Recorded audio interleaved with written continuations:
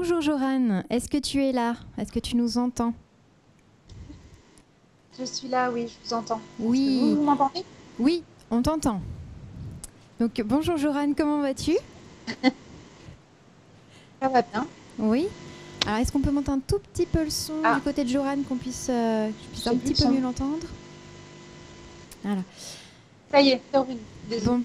Oh non, il n'y a pas de souci, au contraire, hein, tu sais, maintenant on est habitué aux aléas du direct là depuis 2 jours qu'on est là. Alors pour les internautes qui nous rejoignent aujourd'hui, ah voilà, je te vois. Donc Joran, je vais te laisser te présenter un petit peu. Donc tu es là pour nous parler de l'histoire de ton livre Manekineko et autres histoires d'objets japonais, donc paru aux éditions Le Prunier Sully. Voilà. Donc tu as C'est sorti ça, ce tout à fait. livre l'année dernière, je crois, fin d'année, hein, c'est ça? Ah, je t'entends plus. Comment ça se fait? Allô la régie? Ah voilà. Vas-y, parle. Euh, Ah je voilà, vais ça y est, je commencer. t'entends. Donc Je voilà, t'entends. pour ceux qui ne me connaissent pas, je m'appelle Joran, je suis graphiste et illustratrice. Et depuis 2013, sur mon blog, j'explique les objets japonais, c'est-à-dire à quoi ils servent, d'où ils viennent, pourquoi ils ont cette forme. Donc ça va du manekineko, en passant par les torii, en passant par les komainu, voilà, les objets qu'on trouve au Japon. Et en novembre 2019, justement, donc j'ai sorti mon premier livre aux éditions Sully, qui présente 15 objets japonais. Donc ça peut être aussi bien des objets qui portent bonheur que des objets usuels. Voilà. Et donc en 2017 et 2018, je suis partie au Japon pour justement travailler sur place et pour recueillir des informations sur ces objets directement à la source, on va dire. Et c'est un petit peu ce que je voulais vous présenter dans cette conférence. Alors, j'ai choisi de me concentrer sur 4 objets et a priori donc 4 lieux au Japon, de vous expliquer comment je me suis rendue sur place pour en apprendre plus, comment j'ai rencontré les artisans et compagnie. Juste, je ne vais pas suivre un ordre chronologique, je vais suivre un ordre géographique, c'est-à-dire qu'on va partir du nord du Japon pour aller vraiment tout au sud du Japon.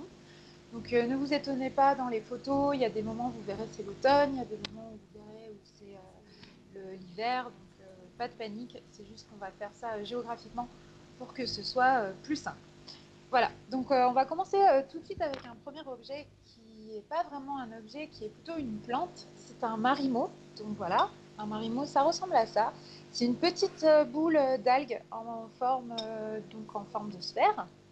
Et on la trouve dans les lacs froids du monde, donc, notamment en Islande, en Irlande et à Hokkaido, donc tout au nord du Japon. Et je voulais absolument en parler. Et il se trouve qu'à Hokkaido, début octobre, il y a un festival qui est le Festival des Marimots, qui est organisé au lac Akan, donc qui est un lac à Hokkaido où on trouve les plus gros marimots qu'on peut trouver au Japon. Et c'est organisé par les populations locales. Donc je suis partie. Alors si on peut commencer à mettre les premières photos, si possible. de, donc c'est la photo, c'est dans le dossier Marimo et c'est la photo numéro 001. Une, si c'est possible, en régie. Euh, voilà. J'espère que ça fonctionne. Je suis désolée. Je Ça arrive. vérifie Ça vient, ça que, vient. que ça arrive. Si ça marche pas, tant pis, on fera ça. Ah, je crois que ça arrive. Ok, super. Nickel. Donc voilà. Donc comme vous le voyez, le lac Akan, c'est vraiment tout au nord à Hokkaido. Pour aller me rendre là-bas, en fait, ce que j'ai fait, c'est que j'ai pris l'avion. Alors, je ne sais pas si vous savez, vous qui voyagez au Japon, mais il existe un tarif spécial pour les étrangers. Je suppose que tout le monde connaît à peu près le principe du Japan Rail Pass, qui est un pass de train qui rend les trains de la JR totalement gratuits, donc qui est réservé aux touristes étrangers, c'est-à-dire qu'on est obligé pour y avoir droit à être un touriste, et ben, en fait, il existe à peu près la même chose pour les avions. Alors, c'est pas gratuit, malheureusement, mais par contre, ça donne des tarifs plus intéressants. C'est-à-dire qu'on a des tarifs préférentiels et on peut voyager avec des grandes lignes type ANA ou même JAL. Et donc, ça permet, le prix varie, il y a 3 gammes de prix différentes, ça varie en fonction de où vous souhaitez aller. Mais voilà, disons que si dans un voyage au Japon, vous avez besoin de vous rendre à un endroit assez éloigné et que c'est trop long en train ou que c'est trop long en voiture, et voilà, n'oubliez pas, cherchez, il y a cette petite chose, il y a voilà, il y a ce truc qui existe pour nous touristes. Donc j'ai décidé d'essayer de prendre ça. Et donc on va passer à la photo numéro 2. Et je me suis rendue à donc je suis partie de Tokyo et j'ai atterri à Kushiro, qui est voilà, donc vous voyez, c'est tout en bas de la carte, donc c'est au bord de l'océan. Et ensuite, comme vous voyez en haut, il y a le lac Akan. Donc voilà, il est là. Photo suivante. Donc pour y aller, j'ai pris un bus de ville, tout ce qu'il y a de plus normal. Voilà, un type de bus comme ça. Donc vous prenez un billet, il vous emmène. Et donc je suis arrivée, photo suivante, au lac Akan. Donc vous allez voir, le lac Akan, c'est très sympa. En plus, j'y étais au moment de l'automne. Donc il y avait voilà, des magnifiques couleurs, c'est très beau. Et à partir de maintenant, si c'est possible de faire défiler les photos sans attendre forcément mes directives, je vais parler dessus. Voilà. Donc ça, c'est Akan. Comme vous voyez sur le plan, c'est pas très gros, c'est tout petit. Donc on en a très rapidement fait le tour. Et c'est une petite ville donc d'Hokkaido. Vous verrez, ce qui est marrant avec Hokkaido, moi je trouve, c'est qu'on a l'impression que c'est un peu comme si le Canada et le Japon, je trouve, avaient fait un enfant et que ça donnait un peu Hokkaido. En plus, c'était renforcé spécialement par le fait qu'on était en automne, ça se préparait, on était début octobre, il se préparait pour Halloween. Donc toute la ville en plus était aux couleurs vraiment de l'automne. Donc ça, vraiment ça donnait, moi je trouvais que ça donnait très fort ce côté un petit peu Amérique du Nord. Voilà. Donc ensuite, ce qui est très important à Akan, c'est qu'il y a un village Ainu. Donc pour les gens qui ne savent pas, les Ainu, en fait, ce sont les premières populations d'Hokkaido et du nord du Japon. Donc c'était des populations qui habitaient à cet endroit-là. Il y en avait aussi sur qui habitaient sur l'île de Sakhalin, donc une île russe actuellement. Donc c'était des populations qui avaient leurs propres croyances et ils se sont fait en fait pousser, on va dire, par le peuple japonais qui a envahi l'archipel petit à petit. Akan, comme je vous ai dit, c'est la ville des marimots, donc on trouve énormément de choses à l'effigie des marimots, donc des petites boules vertes, ça va de la peluche, ça va du porte-clés, vous pouvez en acheter en bocaux et ainsi de suite. Alors, je sais que dit comme ça paraît très mercantile, mais il faut savoir que ce business sert en fait à protéger la faune et la flore, parce que le marimo voilà, c'est une algue qui est protégée. Vous n'avez pas le droit de la ramasser dans la nature. Donc, le fait que les gens, donc ça, ce que vous voyez à l'écran, ce sont ce qu'on appelle des marimots d'élevage, c'est-à-dire qu'ils sont élevés spécialement pour ça. Je rappelle, c'est des plantes, hein. Je sais que j'en parle un petit peu comme des animaux, mais voilà. Donc, le commerce autour du marimo sert à protéger les espèces menacées. Donc, au début, je me suis rendue au centre de la faune et de la flore du lac Akan. Donc, c'est là où j'ai vu mes premiers marimots. Voilà, donc dans un grand aquarium. Après, ça reste... bon, c'est pas très actif hein, comme bête, mais au moins, ça m'a permis déjà au centre donc au centre de la faune et de la faune, d'en apprendre un petit peu plus sur eux, de savoir comment ils se formaient, comment ça fonctionnait au niveau des lacs. En fait, la forme ronde est obtenue parce que le lac Akan a subi des vents très forts qui le frappent, et donc ça crée des vagues qui vont rouler en fait les marimots et donc leur donner cet aspect de pompon. Donc voilà. Donc là, sur place, j'ai pu me renseigner sur tout ce qui était un peu le côté écologique et aussi vraiment le côté scientifique de la chose.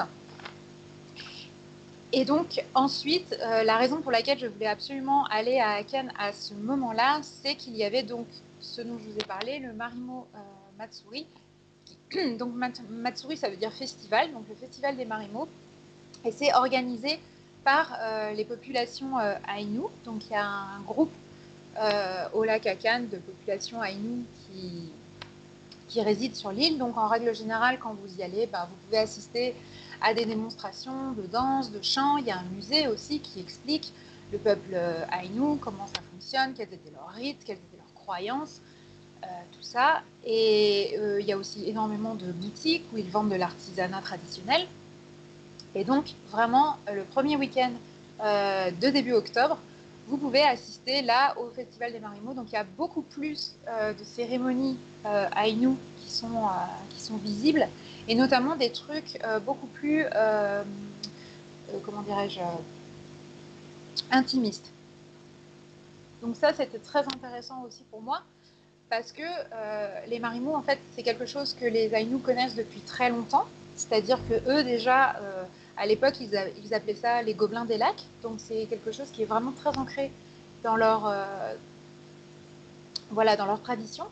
Et donc ça me permettait aussi d'en apprendre un peu plus sur les populations Aïnous, sur leurs croyances, sur leurs festivités, qui ne sont pas les mêmes que ce qu'on peut assister d'habitude.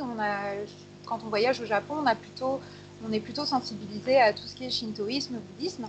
Et là, ça permettait vraiment de voir d'autres croyances, d'autres festivités, notamment cette fête dont les photos sont en train de paraître devant vous, qui est une fête où on remercie les ancêtres et les dieux, sachant que c'est des religions où le culte des ancêtres est très très important. Donc là, c'était vraiment, c'était pas du tout touristique. Là, pour le coup, c'est vraiment une fête qui est tout à fait, je n'ai pas dit intime, parce que sinon on n'aurait pas permis que j'y assiste, mais en tout cas, c'est des cérémonies qui sont pas pour le show, qui sont des vraies cérémonies. Voilà. Donc, donc vous pouvez voir, donc la personne en rouge, une personne que vous allez beaucoup revoir, c'est le chef en fait du village des Aïnous d'Akan. Donc c'est lui qui pendant tout le week-end procède aux cérémonies. Donc les cérémonies, ça dure sur 3 jours.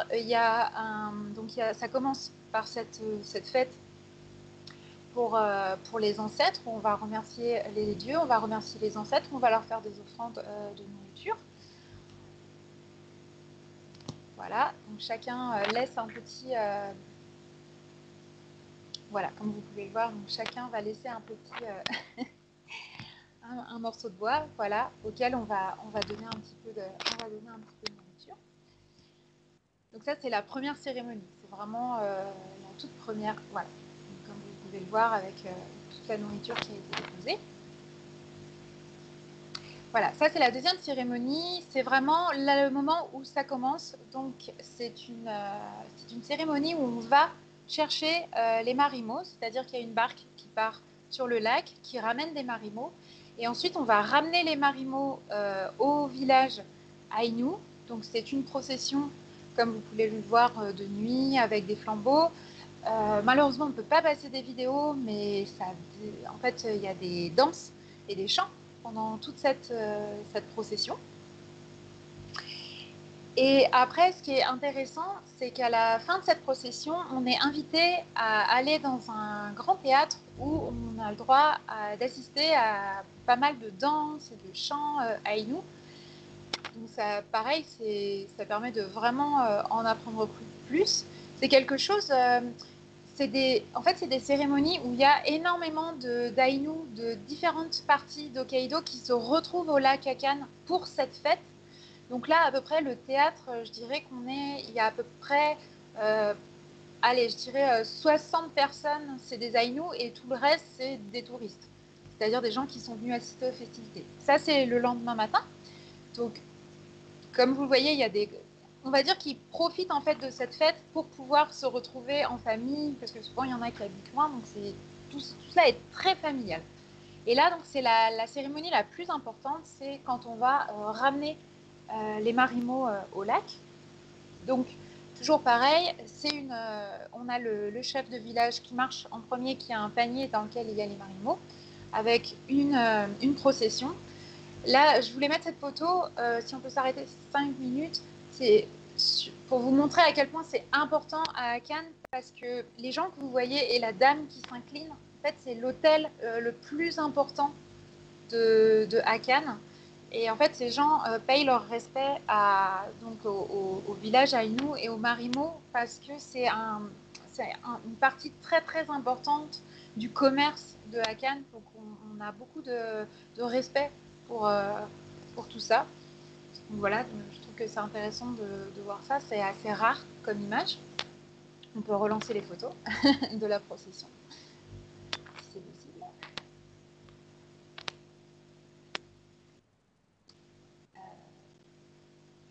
Voilà.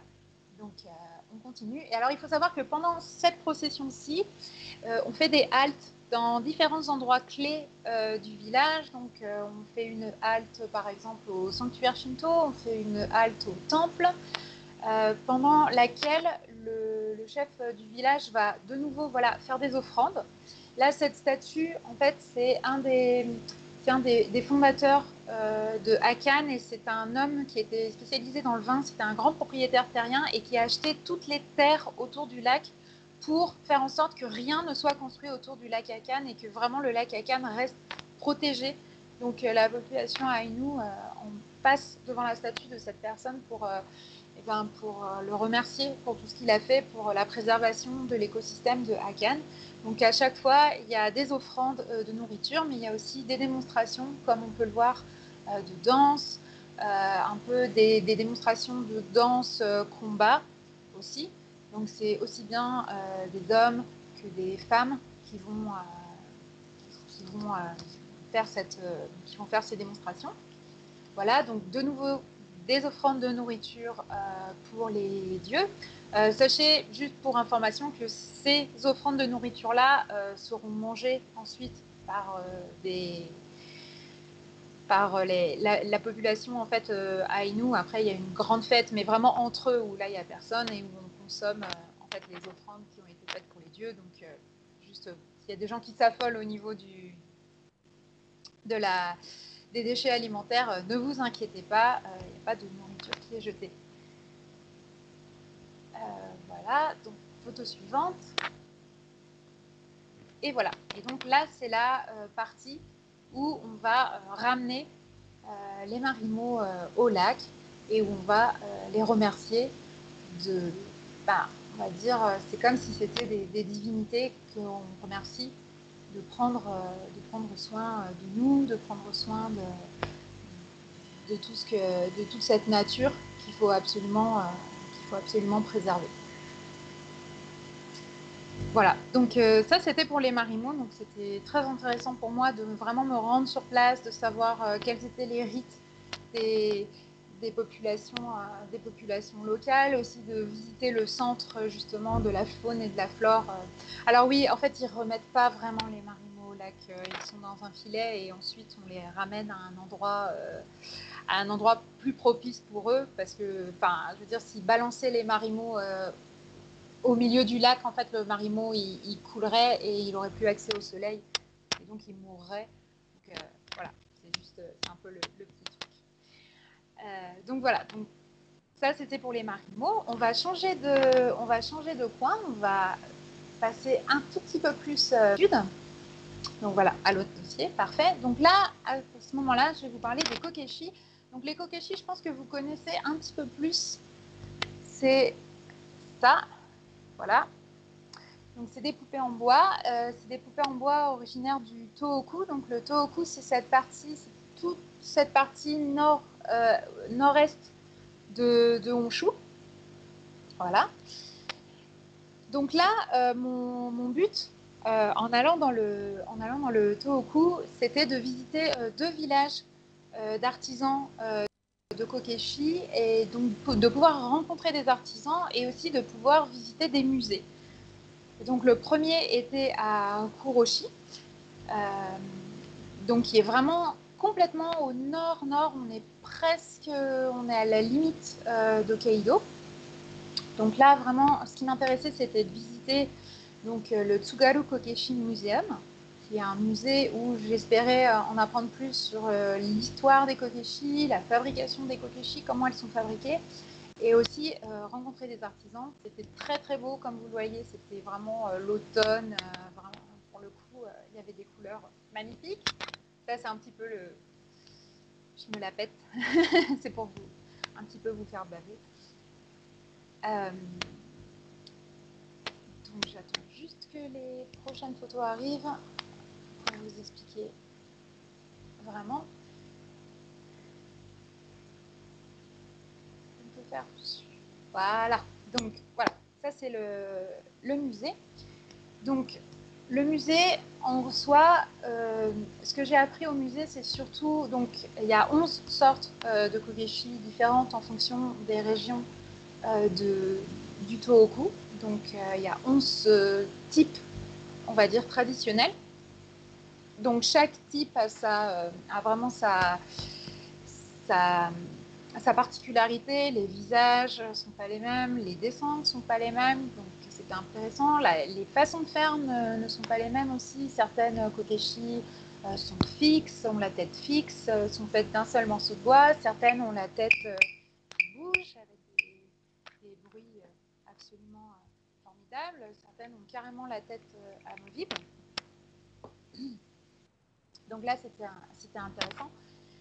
Ça m'a permis aussi de voir tout ce qui était... il y avait des expositions qui expliquaient aussi tout ce qui était les outils utilisés. C'est-à-dire que maintenant, les kokeshi sont fabriqués donc, sur des tours à bois, mais des tours à bois électriques, bien sûr, avec des engins un petit peu plus modernes. Mais voilà, il y avait des reconstitutions de comment on fabriquait vraiment les kokeshi au tout début, à l'époque, donc quand on n'avait pas de tour à bois électrique et qu'il fallait le faire à la main, en régulier. Donc il y avait des reproductions et il restait des anciens outils. Donc tout ça m'a permis de un peu mieux comprendre l'histoire de la kokeshi. Et ensuite, comme je vous l'ai dit, le truc important de ces musées, c'est que souvent ça permet de rencontrer des artisans. Alors il faut savoir que les artisans kokeshi, en règle générale, c'est un peu compliqué parce qu'ils sont souvent dans des petits villages. C'est dans des villages qui n'ont pas le train. C'est compliqué. Il faut avoir une voiture pour aller les voir. C'est des gens qui souvent ne parlent pas du tout anglais. Donc, c'est toujours un petit peu compliqué d'aller les voir vraiment dans leurs ateliers. Mais l'initiative que prend les musées de kokeshi, c'est d'avoir des démonstrations pour les visiteurs et aussi d'avoir des jours où on peut rencontrer les artisans pour qu'ils nous montrent la façon dont ils ont de travailler, donc vraiment en direct. Et ça, c'est hyper intéressant de savoir vraiment voir comment les gens travaillent. Donc ça va aussi bien de la fabrication des kokeshi, donc fabriquer la forme, mais aussi comment elles sont peintes, ensuite comment elles sont lustrées.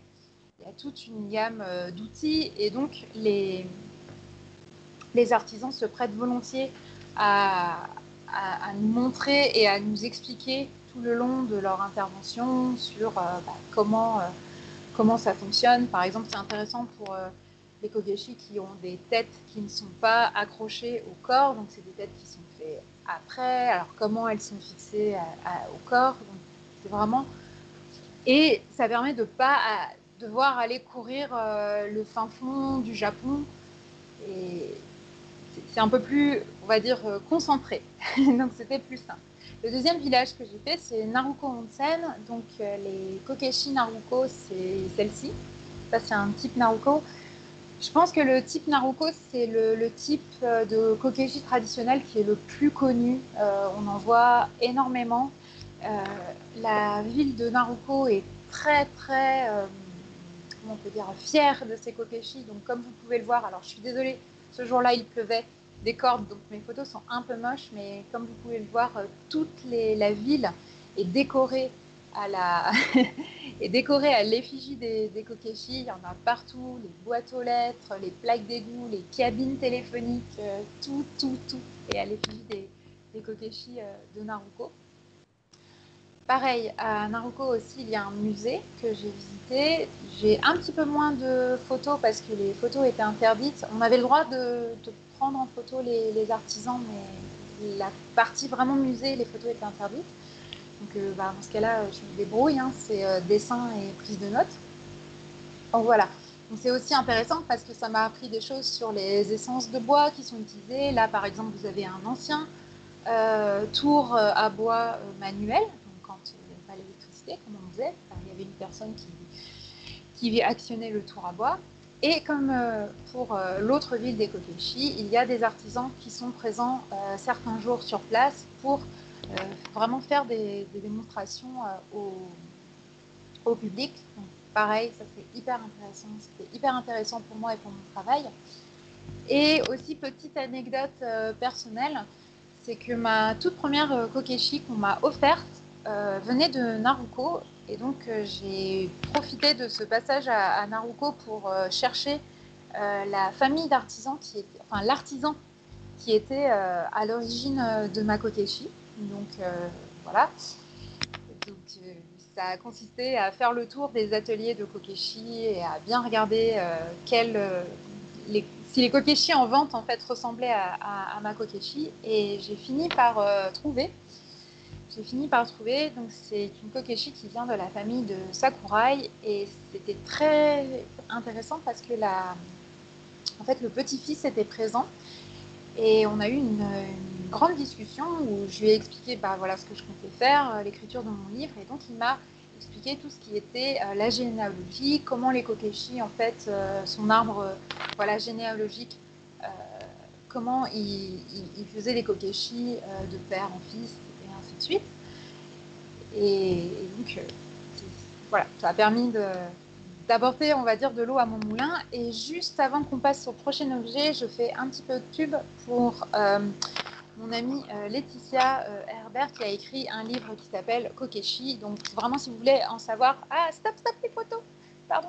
Est-ce qu'on peut revenir? Ouh là là, ça défile vraiment trop rapidement. Donc, mon amie Laetitia, qui aussi aux éditions Sully, a écrit un livre sur les kokeshi. Donc ça s'appelle Kokeshi, l'art des poupées japonaises. Et vraiment, il est bien plus complet que moi, ce que j'ai pu écrire. Donc n'hésitez pas à aller voir, c'est très intéressant. Maintenant, on va passer au Daruma. Alors, si on peut revenir aux premières photos à la photo 001 des Daruma, si possible. Tout est passé très vite. Il y a moyen de remettre.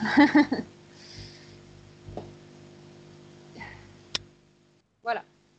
Donc les Daruma, peut-être que vous ne connaissez pas de nom, mais je pense que de forme, vous devez connaître. Ça ressemble à ça. Donc c'est une poupée ronde en papier mâché rouge avec... voilà. Donc pour les Daruma, je me suis rendue à 2 endroits différents. Le premier endroit, c'est Takasaki. Donc c'est vraiment c'est au nord de Tokyo. C'est pas très loin, on peut y aller facilement depuis Tokyo. Et Takasaki, c'est vraiment la ville des Daruma, notamment ce qu'on appelle les Daruma à vœux, c'est-à-dire, vous savez, les Daruma où vous dessinez un œil, vous faites un vœu. Alors, c'est pas tout à fait ça, normalement, c'est vous fixez un objectif, et une fois que l'objectif est atteint, vous dessinez le deuxième œil. Donc, on peut faire défiler les photos, maintenant c'est possible, voilà. Donc, mon premier objectif, c'était de me rendre au sanctuaire des Daruma, parce qu'à Takasaki, il y a un sanctuaire des Daruma, donc c'est un sanctuaire Shinto dans lequel il y a énormément de Daruma, et les gens ramènent en fait leurs Daruma avec leurs 2 yeux pour qu'ils soient brûlés pendant une cérémonie où en fait le Daruma a accompli sa mission.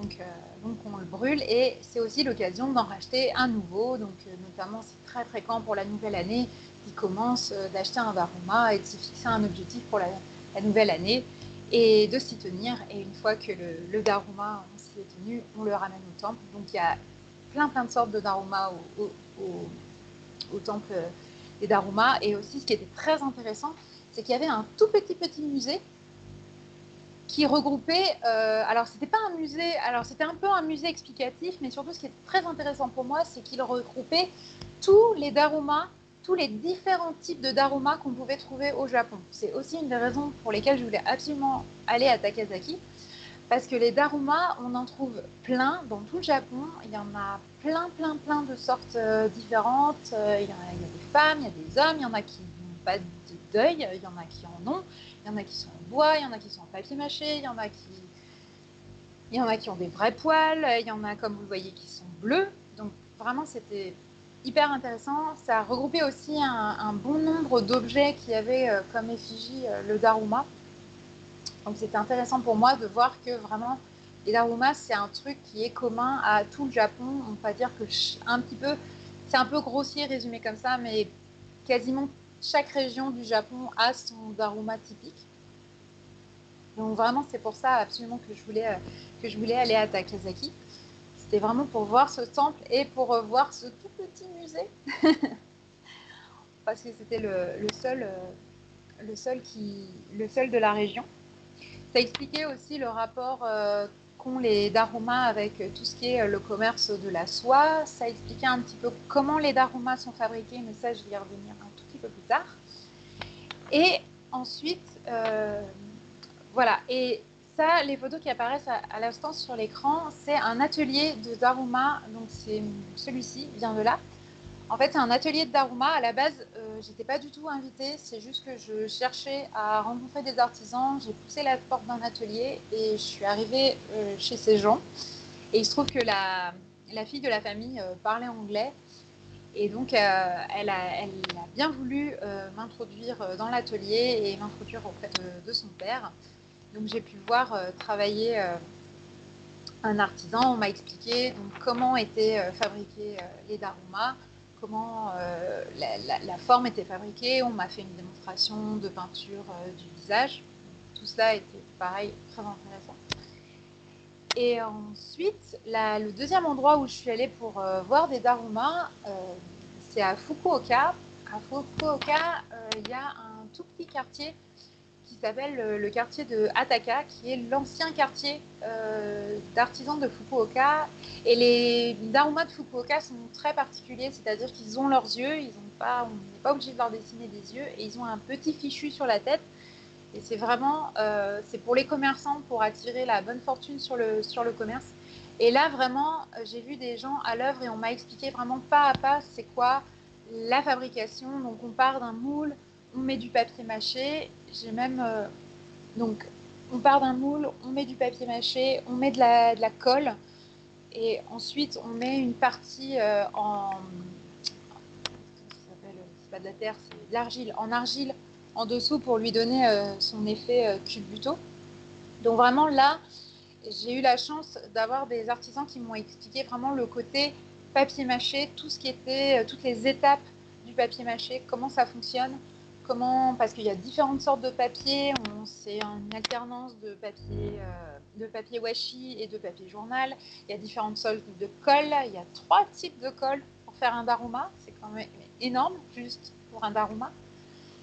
Donc ça c'était, pour le coup c'était un partenariat que j'ai pu faire avec des gens qui en fait essayaient de promouvoir l'artisanat de Kyushu et qui donc avaient entendu parler de mon travail et ont été super heureux de m'accueillir au musée de Hakata pour que je puisse vraiment rencontrer les artisans, leur poser des questions, savoir comment ils travaillaient, avec quoi, quelles étaient les étapes, voir vraiment les objets sur place. Donc voilà, ça c'était pour le daruma. Et donc on va finir avec notre dernier objet. Donc c'est le dernier. Donc là, on va vraiment aller au sud, comme vous le voyez, du Japon, dans l'archipel d'Okinawa, et donc qui est vraiment limite au niveau de Taïwan. Alors, je suis allée à Okinawa parce que je voulais parler des shisa. Donc les shisa, c'est ça, c'est des petits lions en terre cuite que l'on met sur les toits des maisons pour porter, pour en fait protéger la maison et apporter le bonheur. Donc mon premier arrêt à Okinawa, c'était à Naha, donc dans la ville de Naha, parce que je voulais visiter le château de Shuri, qui malheureusement, je ne sais pas si vous êtes au courant, mais depuis a complètement brûlé, il n'en reste rien. Donc j'ai eu de la chance de le voir, il était encore debout, même s'il était en réfection.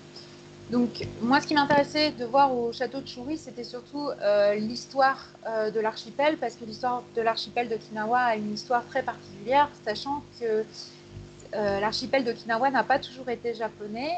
Au début, c'était un archipel qui avait son indépendance, qui faisait du commerce avec la Chine et le Japon, et ils sont arrivés sous... Alors, je ne sais plus exactement la date, c'est marqué dans mon livre, mais en fait, c'est assez récent, le fait qu'il soit japonais. Avant, c'était vraiment...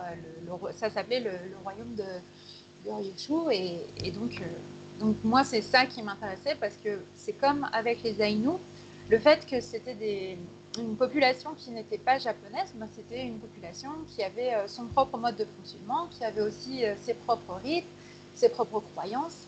Et comme la Shisa, et donc si vous l'avez vu, ça ressemble beaucoup au Komainu, parce que c'est inspiré.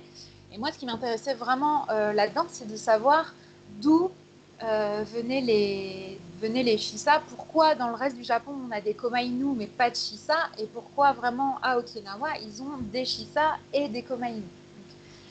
Donc j'ai pu voir, comme vous le voyez sur les photos, des shisa originels. Donc les shisa originels en fait étaient des lions en pierre qu'on mettait pour garder en fait tout ce qui est plutôt les quartiers.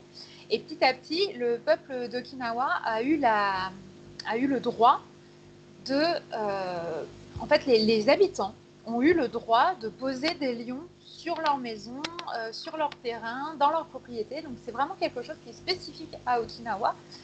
Et maintenant, à Okinawa, vous pouvez voir des shisa absolument partout. Et il faut savoir qu'il n'y a pas vraiment de règles.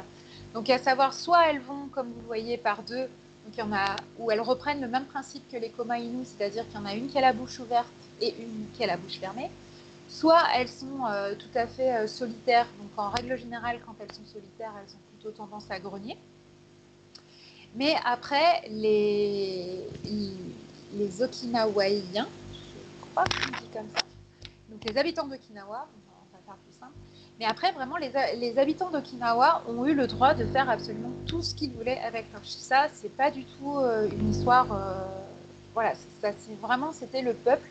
Donc il n'y a pas de règles religieuses derrière, c'était vraiment comme ils le souhaitaient. J'ai profité aussi de mon passage à Okinawa pour aller à Ishigaki et à Taketomi, qui sont deux îles, vraiment là pour le coup dans le sud-sud, là on est vraiment au niveau de Taïwan, donc dans le sud-sud d'Okinawa. Et là c'était vraiment pour, je vais dire, voir de la shisa en milieu naturel, on va dire. Donc Taketomi, je pense que vous avez peut-être déjà vu des photos, c'est ce petit village avec ces petits murs de pierre et ces petites routes et avec des buffles qui tirent des charrettes, il y a des chats sur la plage. Bon. Là pareil, hein, les photos sont vraiment uniquement là pour me faire mousser et vous donner envie. Mais aussi, voilà, j'y suis allée parce que je voulais voir un petit peu voilà, des shisa dans leur état naturel, voir ce que les habitants vraiment font maintenant avec ce patrimoine. Donc comme vous le voyez, il y a vraiment de tout. Celle-là, c'est ma préférée, c'est la shisa brique. Je l'adore, elle est trop mignonne. C'est vraiment pour vous montrer que la shisa n'obéit à aucune règle et soit on peut l'acheter toute faite, voilà, par exemple toutes faites dans le commerce, peintes par des artisans sur place, soit c'est des gens, ils la fabriquent eux-mêmes avec les matériaux qu'ils ont. Donc ça peut être des matériaux de récup, comme par exemple notre magnifique schiste brique, mais ça peut être aussi de l'argile, ça peut être, souvent ils les peignent, et vraiment les schistas, ça va très très loin. Donc il y en a, elles ont toutes les formes, certaines sont peintes, certaines sont en matériaux bruts. Et c'est vraiment ça aussi qui m'intéressait, c'est de voir comment un peuple s'était réapproprié cet élément de leur culture, et comment ils avaient décidé finalement d'être complètement libres là-dessus. Et, et c'est vrai que on sent le côté un petit peu Okinawa, voilà, c'est les îles, c'est assez, les gens sont vraiment cool, et c'est vrai que ça se ressent énormément dans les schistas. Par exemple, celle-ci là qui apparaît sur l'écran à l'instant, elle est faite avec des bouts de briques, pas de briques, de tuiles. Donc on va en voir aussi une autre qui est faite avec une tuile, vous savez, ces tuiles en forme de un peu arrondie. Donc vraiment, voilà, c'était pour, comme vous pouvez le voir, les schistas d'Okinawa, il y a vraiment plus vraiment de règles. C'est vraiment au petit peu comme les gens décident. Et aussi à Taketomi, ce qui est intéressant, c'est qu'il y a beaucoup de shisa toutes seules sur les toits. Voilà, c'est celle-là dont je voulais vous parler, qui a carrément été faite avec des boules de tuiles. Là, ça se voit carrément. On voit, voilà, donc c'est vraiment l'image de la shisa qu'on peut avoir. Souvent, on les voit par deux, mais à Taketomi, il y a beaucoup de shisa solitaires, toutes seules sur le toit, face à l'entrée, donc qui est rugissante pour protéger les maisons des mauvais esprits qui pourraient rentrer. Voilà, il y a juste encore deux petites photos qui vont passer. Voilà.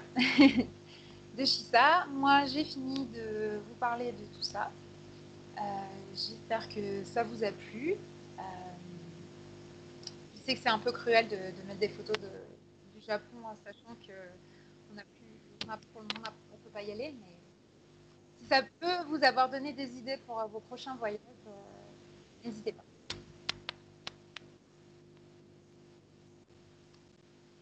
Et j'ai fini.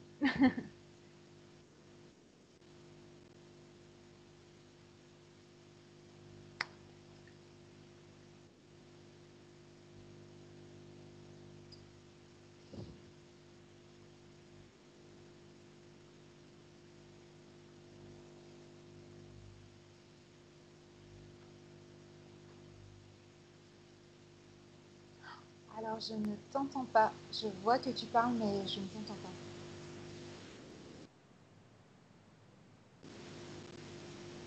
Plaît, tout va bien? Allô, voilà. Est-ce que tu m'entends? Ça y est. Voilà, super. Est-ce que Oui. je peux avoir Joran en visu, s'il vous plaît, à la régie? Allô? Tu Moi. m'entends toujours? Tu m'entends, Joran? Moi, je t'entends toujours, mais c'est pas moi à l'écran. Voilà, d'accord. Est-ce que je pourrais avoir aussi Joran à l'écran? Ah, alors j'ai Joran maintenant. Voilà. Bon, bah, ce serait bien qu'on puisse se voir toutes les deux, mais bon, on va faire confiance. Voilà, super. C'est bon, je te vois, on me voit, tout va bien. Bon, bah dis donc, dites-moi, quel voyage? Oui, et encore, il n'y avait que 4 objets. Oui, Il y en a 15 dans le livre. oui, mais malheureusement, je ne l'ai pas avec moi, mais j'ai vraiment grand hâte de le feuilleter parce que ça fait un moment d'ailleurs que je le convoite. Mais du coup, j'ai noté quelques questions. Je crois qu'on a quelques questions aussi dans le fil. Ah oui, on nous avait demandé si les... Alors, je vais reprendre au début. Hein. Je vais reprendre avec les marimots. Voilà. Donc, par exemple, est-ce qu'on trouve des marimots ailleurs dans le monde? À ton avis, est-ce que tu le sais? Alors, oui, on en trouve en Islande, je crois qu'on en trouve en Écosse aussi, et en Finlande. En Finlande. Ah oui, donc on Mais en trouve... après, il faut vraiment que les conditions... Alors, là, je parle pour les marimots sauvages. faut vraiment que des conditions très spécifiques soient réunies pour en trouver à l'état sauvage. Par contre, à l'état de culture, on en trouve absolument partout parce que c'est une plante qui se cultive notamment pour les aquariums. Donc, si vous allez à Botanique, à côté de chez vous, que vous allez au rayon aquariophilie, vous allez en trouver. Ça s'appelle des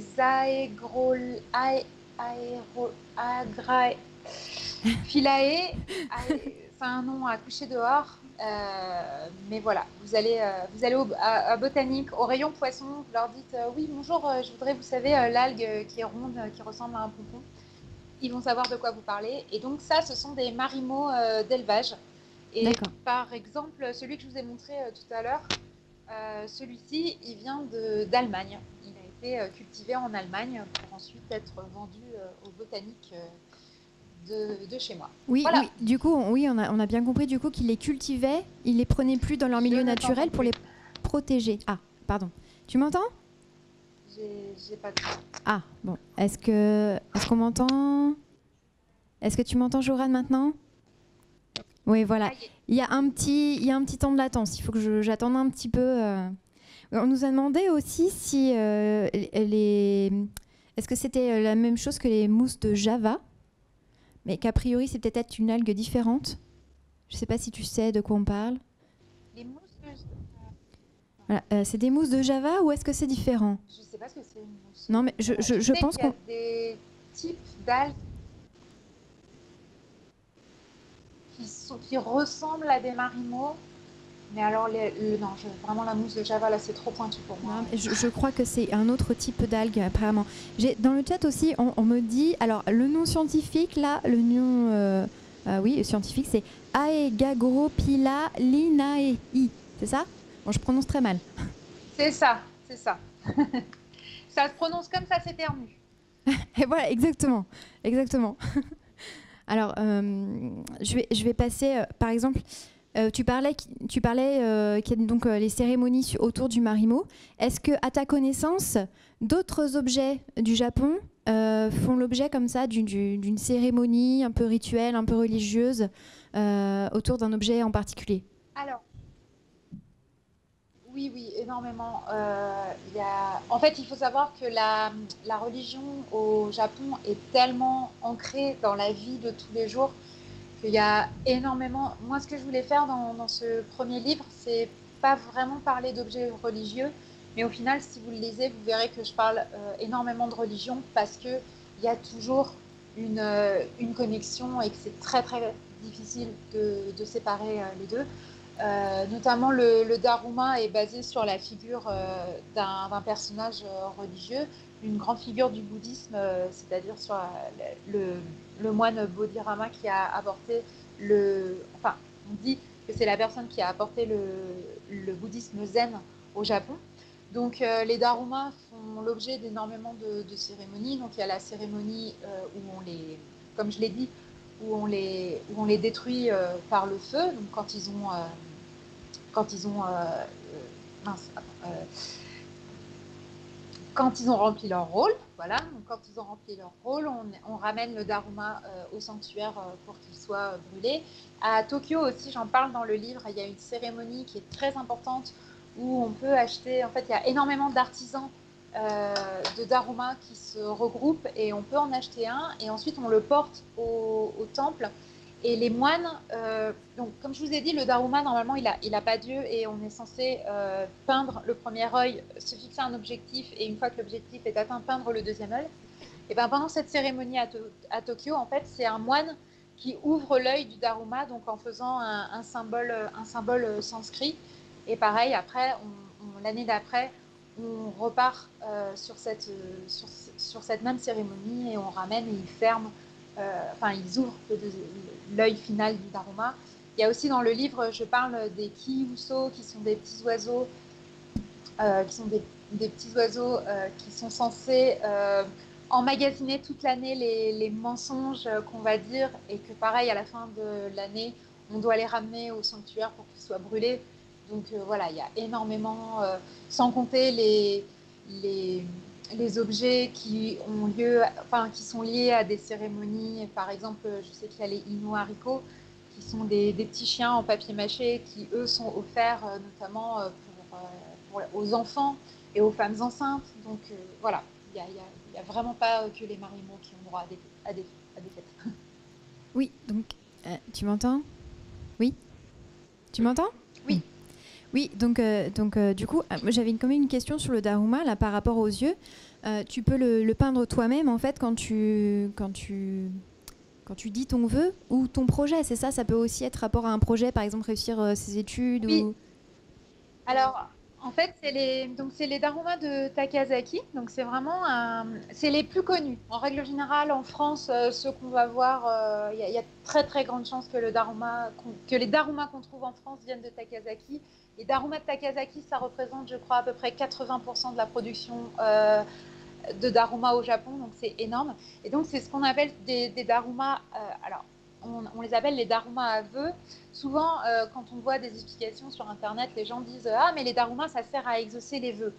Non, c'est pas tout à fait ça. En fait, le daruma, c'est donc on commence par peindre l'œil. Ah, j'ai un trou. Oui, c'est l'œil gauche. On commence par peindre l'œil gauche. Et en peignant l'œil gauche, en fait, on se fixe un objectif. C'est-à-dire qu'il y a quelque chose auquel on veut, quelque chose qu'on veut accomplir. Je sais pas, on veut réussir un examen, on veut réussir son année, on veut faire quelque chose. Vraiment, c'est l'idée. On se fixe un objectif. Et ensuite, on place le daruma chez soi, bien en vue. Et en fait, à chaque fois qu'on va voir le daruma, on va se souvenir de notre objectif, de notre objectif.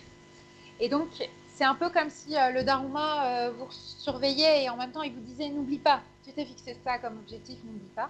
Et une fois que l'objectif est atteint, eh ben, on peut lui dessiner le deuxième œil et à partir de là, voilà, il a rempli son rôle. Donc, techniquement, on devrait le ramener au sanctuaire pour qu'il soit brûlé, mais bon, après, en France, c'est compliqué de ramener son Daruma au sanctuaire et puis c'est vrai que c'est toujours un petit peu un crève-cœur de devoir les détruire.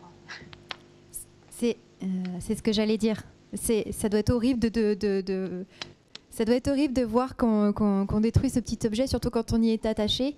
Alors effectivement, on est loin du Japon, mais je pense que tu as même d'autres objets que t'as pas, dont tu n'as pas vraiment utilisé comment dire, le sens premier de l'objet. Je pense notamment aux prédictions qui sont dans certains objets que tu n'as même pas ouvert pour garder l'objet intact. Ah oui, c'est vrai. Oui, en fait, c'est les omikuji, donc c'est des prédictions. En fait, c'est un c'est un très très gros jeu au Oui. Japon. Quand vous allez au sanctuaire ou au temple, vous trouvez des omikuji, donc c'est des petites bandes de papier sur lesquelles il y a une prédiction. Donc soit la prédiction va être bonne, soit la prédiction va être mauvaise. Alors, en règle générale, quand la prédiction est bonne, on la garde avec soi. Et quand la prédiction est mauvaise, on l'attache au temple pour en fait laisser la mauvaise chance au temple. Et il se trouve que souvent, comme les Japonais sont très très forts à nous faire dépenser notre argent et en trucs absolument trop mignons, Je plus sois. ils ont, je vais vous montrer, hop là, ils font souvent des petites choses comme ça qui sont des petits. Donc ça peut être soit en papier mâché, ça peut être soit en céramique, ça peut être en argile aussi. Et donc les prédictions sont à l'intérieur et on les achète. Et, et en fait, moi je pars du principe que tant qu'on n'a pas ouvert la prédiction, on ne sait pas. On ne sait pas si c'est bon ou si c'est mauvais. Donc c'est la prédiction de Schrödinger C'est ça. et donc je n'ouvre pas, mais j'en achète plein des petites choses comme ça et je ne les ouvre pas. C'est le chat dans sa boîte. C'est le chat dans sa boîte. C'est ça. C'est ça. Alors on avait une question du chat là qui nous dit, on parlait des petits piou-piou tout à l'heure là, les petits oiseaux. Donc c'est des teru-teru, c'est ça? On nous demande d'où ça vient, de quelle région ça vient. Les petits oiseaux en bois? Oui. Alors non, ça s'appelle des kiuso. Ah, d'accord, des kiuso. Et alors les kiuso, il faut savoir qu'on en trouve partout dans le Japon. C'est pas lié à une région spécifique. C'est lié à un type de sanctuaire qui sont les sanctuaires Tenmangu. c'est-à-dire des sanctuaires qui sont dédiés au dieu Tenshin, qui est le dieu des lettres et des études. Et en fait, il y a toute une histoire comme quoi. Donc, c'est des petits oiseaux qui sont censés représenter des bouvreuils, et ces bouvreuils sont est un oiseau qui est lié donc à cette divinité. Et donc, chaque année, c'est aux alentours, c'est plutôt au moment de la nouvelle année, donc c'est plutôt en janvier. Il y a donc dans certains sanctuaires Tenmangu des cérémonies où on peut se procurer donc ce petit oiseau en bois. Et donc après, pareil, on le garde toute l'année. Il est censé emmagasiner un petit peu tous les mensonges qu'on dit, soit sciemment, soit pas sciemment. Enfin, dans le sens où soit on l'a fait exprès, soit on l'a pas fait exprès. Et à la fin de l'année, eh ben, on l'emmène, il est brûlé et on en rachète un pour la nouvelle année. Et donc, il y en a vraiment, on en trouve. Alors, les plus connus viennent de Fukuoka parce qu'il y a un très très gros Tenmangu à Fukuoka, donc ils sont extrêmement connus, ceux de Fukuoka. Mais après, on en trouve à Nagoya, il y en a 2 ou 3 à Tokyo, il y en a un à Osaka. Donc, alors, c'est pas tous les Tenmangu qui font des Kiuso, mais les Kiuso se trouvent dans les Tenmangu. D'accord. Donc en fait, oui, je me suis trompée. C'est les teru teru bosu, c'est des petites poupées pour éloigner la pluie, souvent qui sont sous les parapluies. Ou... Oui, voilà, c'est ça. Alors, je reviens vite fait sur le daruma. J'avais une petite question. Est-ce que la couleur, on voit souvent qu'ils sont rouges? Est-ce que la couleur a une importance ou c'est simplement de leur région d'origine, ou est-ce qu'il y a un symbolisme vraiment derrière? Alors, techniquement, normalement, la couleur de base est le rouge, parce qu'il faut savoir que le rouge est extrêmement important au Japon. Si on devait garder une seule couleur au Japon, ce serait vraiment le rouge, pour la simple et bonne raison que le rouge est censé prévenir des mauvais esprits. Donc c'est pour ça que notamment les torii, par exemple, sont rouges. C'est pour ça qu'il y a énormément de rouge dans la culture shinto. C'est une couleur qui est très très importante. Et il y a énormément d'objets japonais qui sont rouges, parce qu'il y avait une croyance à l'époque Edo que le rouge protégeait des maladies, et notamment tout ce qui était maladie contre la variole, la varicelle, la petite vérole, voilà, ces maladies absolument joyeuses. Donc c'est vrai qu'il y a énormément d'objets qui sont rouges. Donc le daruma, vraiment, à la base, sa couleur est rouge à cause de ça, parce qu'il protège des maladies. C'était sa fonction première. Et puis petit à petit, les maladies diminuant grâce aux vaccins et grâce à l'accès aux soins, donc ce genre de choses. Maintenant, on trouve des darumas vraiment de couleurs différentes. Donc c'est un petit peu, on va dire, pour relancer le commerce. Et donc les couleurs ont des significations. Donc je crois qu'il y a le noir qui protège des mauvais esprits. Il y a le orange pour les études, il me semble. Il y a le jaune et le doré qui apportent l'argent.